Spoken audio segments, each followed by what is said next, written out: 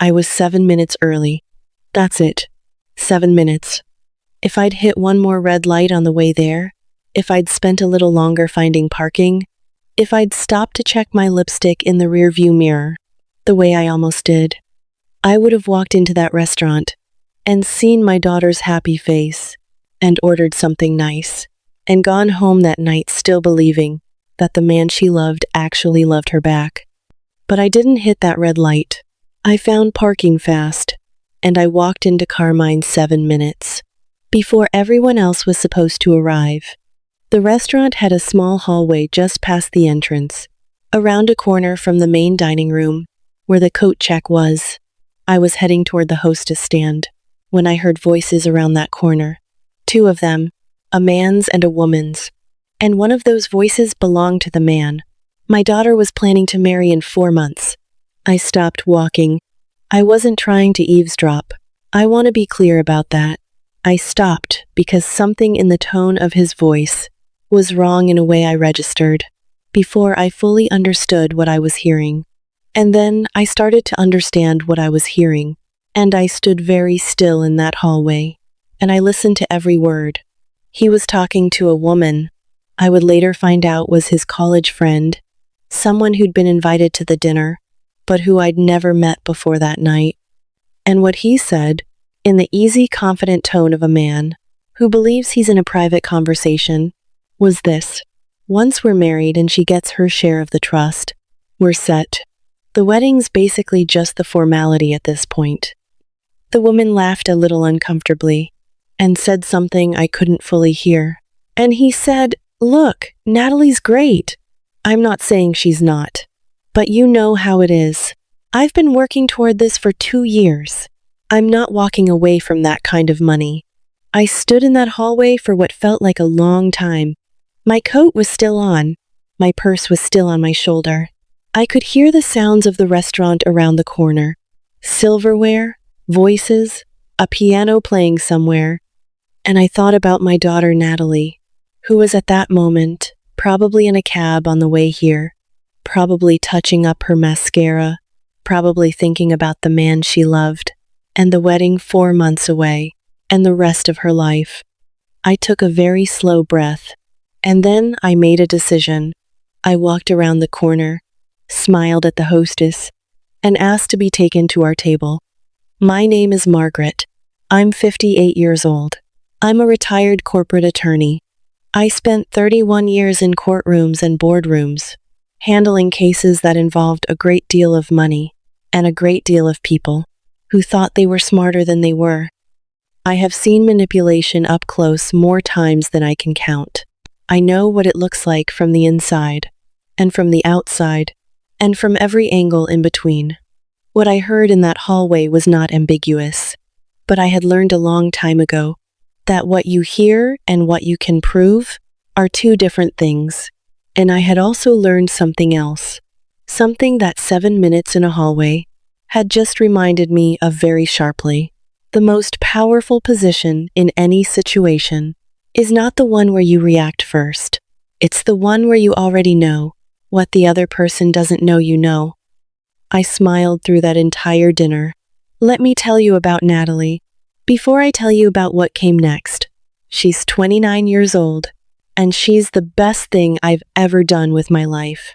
Her father and I divorced when she was 11, amicably, which I know is unusual, but we were 2 people who had grown in different directions, and who loved our daughter enough to handle it like adults. Her father, Richard, is a good man. He remarried. He's happy. Natalie has always had both of us, and she's always known it. She grew up kind and curious, and a little serious, the kind of kid who read books above her grade level, and asked questions that required real answers. She studied psychology in college, and got her master's in counseling, and now she works with adolescents at a nonprofit in the city. She makes a fraction of what she could make in private practice, because she cares more about the work than the salary, which tells you everything you need to know about her. She deserved someone who saw all of that, someone who chose her because of who she was, not because of what she was going to inherit. His name was Brandon Elliott, 32 years old, worked in financial consulting, Handsome in the generic way that certain men are handsome, symmetrical and well-dressed, and immediately forgettable when he wasn't in the room. He had come into Natalie's life 23 months earlier, at a friend's rooftop party, and from the beginning he had been, as far as I could see, attentive and charming, and exactly what a mother is supposed to be reassured by. I had been reassured. I feel it important to admit that. I had thought he was fine. Not extraordinary, but fine. Solid enough. And I had told myself that solid enough was underrated, and that Natalie was happy, and that was what mattered. Standing in that hallway had updated my assessment considerably. I smiled through the engagement dinner. I toasted them with champagne. I hugged Brandon and told him we were so glad to have him joining the family. I watched his face when I said it, and I saw nothing. No flicker, no discomfort, no awareness that anything had changed. He believed he was exactly where he'd planned to be. That was good. I needed him to keep believing that. I drove home that night, and I sat in my kitchen for 2 hours. Not panicking, thinking. The trust Natalie was going to inherit, the one Brandon had referenced in that hallway, was established by my parents when Natalie was born. It was structured to distribute a significant sum to her, at age 30 or upon marriage, whichever came first. Her 30th birthday was 14 months away. Her wedding was 4 months away. The math, from Brandon's perspective, was straightforward. What Brandon didn't know, and what I had never had reason to mention to Natalie in any detail, because it had never been relevant, was that the trust had a provision, a specific provision that my father, who had been a careful man with strong opinions about people who married for money, had insisted on including when the trust was drafted. The provision stated that in the event of divorce, within 5 years of marriage, the trust distribution would be clawed back if it could be demonstrated that the marriage had been entered into with fraudulent intent. My father had been a careful man. I had always loved him for it. I had never loved him for it quite as much as I did sitting in my kitchen that night. I called my attorney the next morning. Not a friend, my actual attorney, the woman who had handled my divorce and several significant business matters over the years, and who was one of the sharpest people I knew. Her name was Susan Park, and when I told her what I'd heard in that hallway, she listened without interrupting, and then she said, "Tell me everything you remember, word for word." I told her. She was quiet for a moment. Then she said, "Okay, here's what we need. Now I need to stop right here, because what Susan and I put together over the next 3 months, quietly, carefully, while Brandon planned a wedding and believed he had already won, is the part of this story that changes everything. If you haven't subscribed yet, hit that button right now and ring that bell, because what comes next is what I spent 3 months building, and I don't want you to miss a single piece of it. Here's what we needed. The provision in the trust could only be invoked if fraudulent intent could be demonstrated. A conversation overheard in a hallway, even by a retired attorney with excellent recall, was not, on its own, sufficient documentation. Susan was clear about that. What we needed was a pattern, evidence that Brandon's interest in Natalie was specifically connected to her financial situation, and that he had taken deliberate steps to position himself for that inheritance. I spent 3 months building that evidence, and I did it in ways that were legal, documented, and that I am genuinely proud of. The first thing I did was hire an investigator. His name was James, and he had worked on cases I'd been involved with professionally years earlier, and I trusted him completely. I gave him Brandon's name and his financial consulting firm, and asked him to look at Brandon's financial history, not his private life, his professional and financial record, which is more accessible than most people realize when you know how to look. What James found over 6 weeks was not a criminal record. It was something more subtle, and in some ways more revealing. Brandon had a pattern. Over the previous 8 years, He had been in 3 serious relationships before Natalie. All 3 women came from families with significant assets. 2 of those relationships had ended, with the woman breaking up with him. In both cases, James found through conversations with people who knew them, after the women had become aware of financial irregularities, or had begun to feel that Brandon's interest was more transactional than emotional. The 3rd relationship had ended when the woman's family lost a significant portion of their wealth in a bad investment, and Brandon had exited the relationship within 3 months. This was not proof, but it was pattern, and pattern, in my experience, tells a story that proof eventually confirms. The second thing I did was talk to the woman from the hallway. I know. You're wondering how I found her, and you're wondering why she would talk to me. Here's how it happened. At the engagement dinner, I had paid attention to who Brandon introduced her as, a college friend named Dana who worked in marketing. Over the following weeks, I found her through a chain of connections that I'm going to leave vague, because it involves people who trusted me with their assistance, and I'm not going to put their names in a story. I met Dana for coffee on a Tuesday morning in March. I told her who I was, and I told her what I'd heard, and I watched her face very carefully. What I saw was not surprise. It was something closer to relief, like someone who had been carrying something uncomfortable and had just been offered a place to put it down. She told me that what I'd heard in the hallway was not the first time Brandon had spoken that way. She had known Brandon for 10 years, and she had watched the pattern I just described from close range. She had been uncomfortable for years. She had not known what to do about it.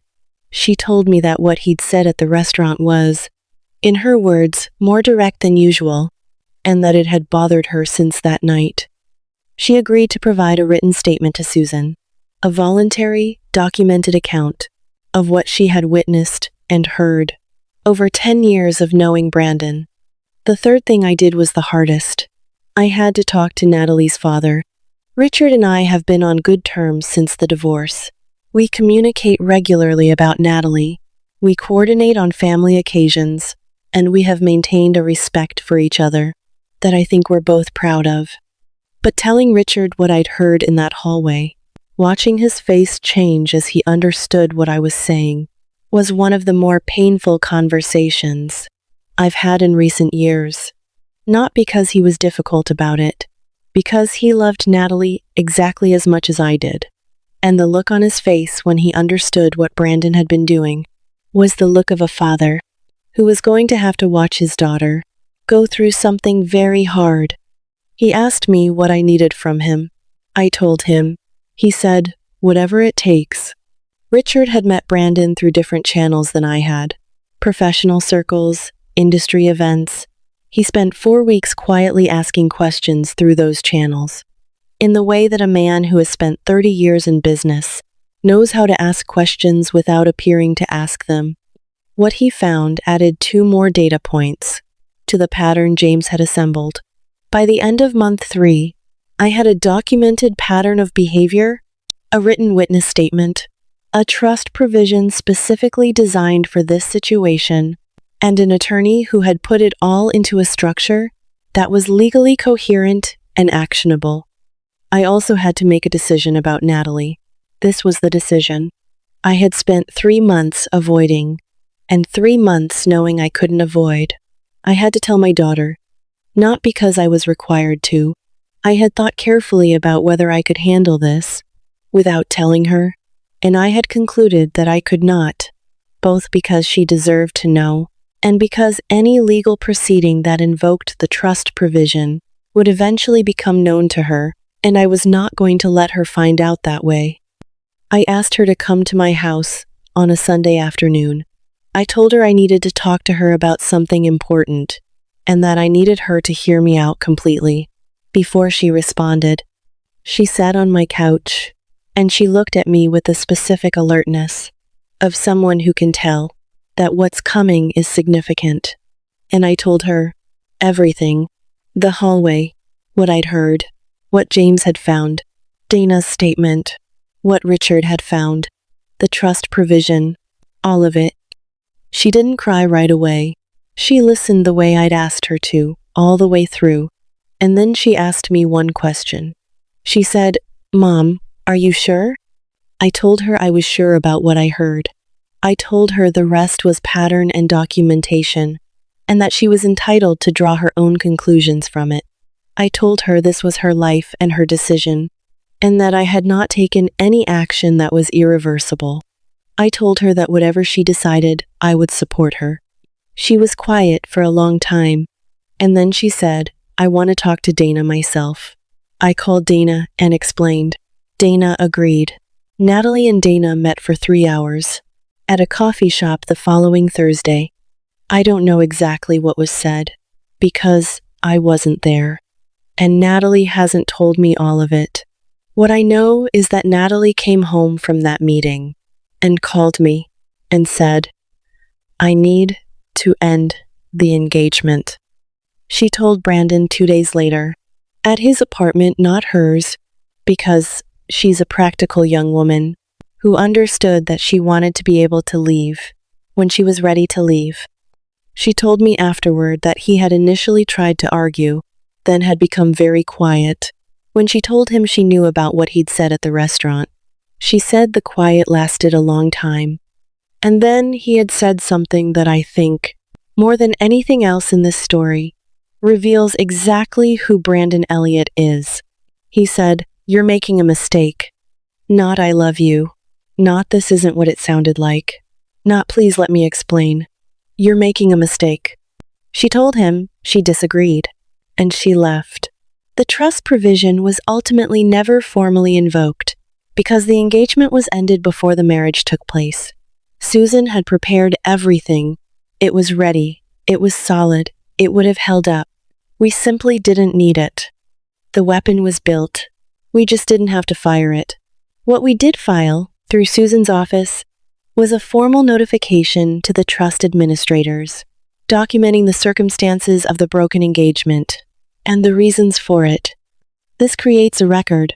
It means that if Brandon approaches any future situation with a similar strategy, the record exists and can be accessed by anyone who looks carefully enough. It won't stop him from trying, but it makes the ground he's trying to build on a little less solid. Natalie is doing well, not easily and not immediately. The months after ending a 23-month relationship that you believed was real are not easy months, and I'm not going to tell you they were. She saw her therapist. She leaned on her friends. She leaned on me and on Richard, and on the life she had built that existed completely independently of Brandon, and that he had never had any actual access to.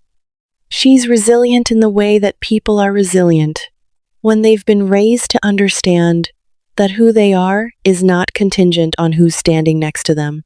She asked me once, about 4 months after it ended, whether I regretted waiting 3 months before telling her, whether she would have wanted to know sooner. I told her honestly that I didn't know, that I had waited because I wanted to be certain, and because I wanted to give her something she could hold on to, rather than just a story from a hallway. She thought about that for a while, and then she said, "I think you were right. I needed the whole picture." I think about that a lot. The whole picture. How much time and effort it takes to get the whole picture when someone is working hard to make sure you only see the part they want you to see. How important it is not to act on the partial picture when you know there's more to find. How the 7 minutes I was early that night were, in the end, the most valuable 7 minutes of the past several years. I was 7 minutes early, and those 7 minutes gave my daughter her whole life back. If you're a parent watching this, trust what you hear. Not rumors, not gossip, not the story your worry tells you, but what you actually hear, what you actually see, what the pattern actually shows you, when you're willing to look at it clearly. Your children deserve someone who sees them, and when the person next to them doesn't, sometimes being their mother means doing the quiet, difficult work of making sure they find out before it costs them everything. And if you're someone who has been in Natalie's position, who found out that someone they loved had been calculating rather than caring. I want you to hear this. The grief of that is real. Let yourself feel it. And then remember that what was taken from you was a version of something that wasn't real. What you still have, who you are, what you've built, the life that belongs entirely to you. That's real, and that is untouchable. My name is Margaret. I arrived 7 minutes early. It was the most important 7 minutes of my daughter's life. Tell me in the comments if you've ever arrived at exactly the right moment to hear exactly the wrong thing and what you did about it. Subscribe for more. I'll see you in the next one.